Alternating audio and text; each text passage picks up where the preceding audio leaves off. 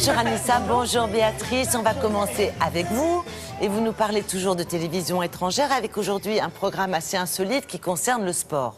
Oui, on parle de sport, et c'est très rare, hein, les émissions d'ailleurs de divertissement, disons, ou même de télé-réalité qui concernent le sport. Et là, effectivement, on va dire que pour les amateurs de sport, qu'est-ce qu'on sait? On sait que l'action se déroule sur le terrain, mais l'action va également se dérouler au bord du terrain, c'est-à-dire que vous avez, on va dire, les remplaçants et puis les coachs qui vont suivre les matchs. Quand vous regardez un match de foot, très souvent, vous avez des caméras qui sont totalement focalisées sur les coachs, par exemple, qui font les 100 pas, qui sont hyper stressés, qui se rongent les ongles jusqu'à transformer leurs mains en moignons, et qui vont par moments pousser des coups de gueule encore plus forts que les joueurs eux-mêmes. Et justement, l'émission dont on parle s'adresse et parle de coachs, les coachs sportifs.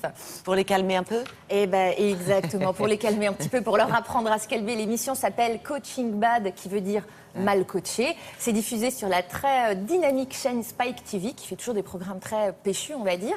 Et là, vous avez, on va dire, plusieurs coachs qui ont quelques problèmes en termes de gestion de leur colère, qui sont voilà, un petit peu nerveux, on va dire, et qui vivent les matchs très intensément et très passionnément, qui vont être pris en charge par deux personnes. Un premier qui est un spécialiste en gestion de la colère, un expert qui a fait des études scientifiques, etc. Et puis une deuxième personne qui est coach lui-même à la NFL, qui est la National Football League. Les deux vont s'occuper de ces personnes. Et je vous propose déjà une petite mise en abîme pour voir un petit peu de quoi on parle. Over the next 8 weeks, we're going to take 9 of the angriest coaches in America and force them to confront their out-of-control behavior head-on. People's lives are really affected by the smallest thing you say to them. The program that Ray and I will be putting you through is going to be intense. We're going to take them through a series of exercises that will push them to their limit, both physically and emotionally. Coaches have been in the center for only a few hours, and already tensions are running high. They're the therapists. They know more than we do. I'm just nervous. Welcome. Hello. Hello. Every moment in life, once you spend it, you can never get it back. So the question is, why are we here? Peur, hein. Mais ça plante le décor. Le décor, comme vous dites vraiment, c'est... Ah, c'est sérieux. Il y a du muscle. Hein. Il y a du muscle, il y a de la testostérone, il y a de la compétition et du caractère, en voulez-vous, en voilà. Ces 9 coachs qui se réunissent là pour cette émission sont des coachs de haut niveau. Hein. On n'est pas du tout dans des entraîneurs, on va dire, de lycée. Hein. On est vraiment dans du haut niveau de compétition.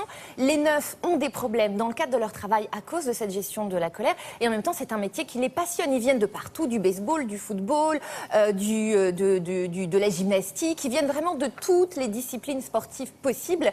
Et ils se réunissent façon télé-réalité, tous sous le même toit, avec, on va dire, des réunions de groupe, alors de discussions réelles, ce qui est une forme de pédagogie qui fonctionne très bien. S'investir sans pour autant sortir de ses gonds. Voilà, où ils les font parler. Alors, quels sont, alors pour toi, pourquoi est-ce que toi tu t'énerves rapidement, et ainsi de suite. Donc, ils vont tous prendre la parole séparément. Et puis, il y a évidemment des exercices pratiques, où les deux super coachs zen vont leur donner des exercices sportifs et vont les observer de très près pour voir pourquoi, à quel moment est-ce qu'ils vont perdre les pédales et pourquoi est-ce qu'ils vont s'énerver. Concrètement, cela donne ceci.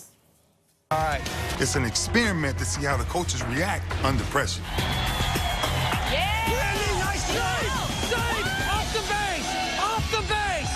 I had it before the base. No, off the base. On it. Off the base. It's bull. That's the way we do it here. You're the man. You are the man. This is Bill. This is Bill right here. This call-out is a classic example of what we call blame shifting. Cash, like most angry people, just doesn't want to accept responsibility for his actions, so he puts all the responsibility onto other people. The reason we're here, Anger. anger. Every one of you allowed other people to control you. Because if somebody says one thing that you don't like, oh no, they said that, I'm their puppet, I'm gonna start dancing and do whatever they want me to do. Is this supposed to bring out the best in me? Well, it didn't. I think this is a wake-up call because I think you've been telling yourselves for a long time, I don't care what people think. Yeah, you do. You care a lot what people think.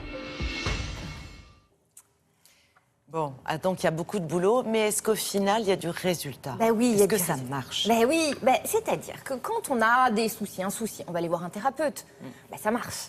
Alors ça prend peut-être un peu de temps par moment, Oui, mais ça c'est une marche. question de temps. C'est Arriver une à se question de temps, maîtriser. mais aussi une méthode. La méthode utilisée est la bonne. Ils sont tous sportifs, donc ils ont tous l'esprit sportif. Et il y a des méthodes qui fonctionnent. Et là, en l'occurrence, l'idée est de leur faire prendre conscience que finalement, en tapant une colère, ils subissent, ils sont victimes d'une perte. Et donc, ils contribuent à la perte d'un match, par exemple. Et ça, par contre, quand on est un vrai sportif et un compétiteur, on ne le veut surtout pas. Et donc, tout finit toujours par s'arranger. Et c'est ça qui est bien. Ah bah écoutez, absolument. Merci. Merci Anissa, merci beaucoup.